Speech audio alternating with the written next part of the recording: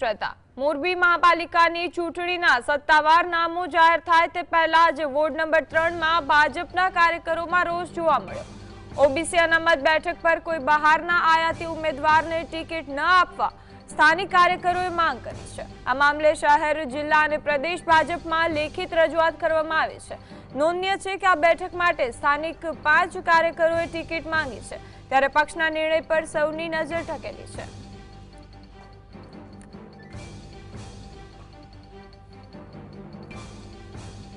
સંવાદદાતા રવિ જોડાઈ ગયા છે। જી રવિ, શું માહિતી?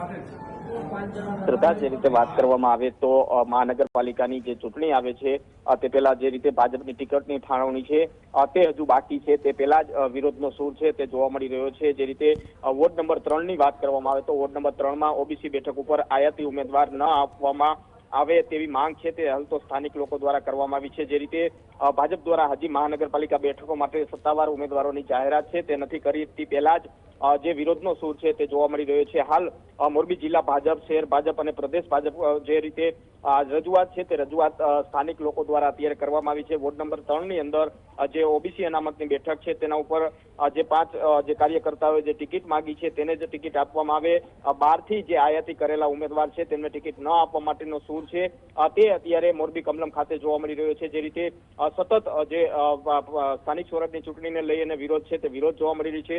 જે ભાજપની અંદર જૂથવાદ છે તે જૂથવાદ હવે ચરમસીમાએ પહોંચી અને અંદરો અંદર જે રીતે વિરોધ છે તે વિરોધ જોવા મળતો હોય તે પ્રકારના દ્રશ્યો અત્યારે મોરબીની અંદર જોવા મળી રહ્યા છે। જી રવિ, આભાર સમગ્ર માહિતી બદલ।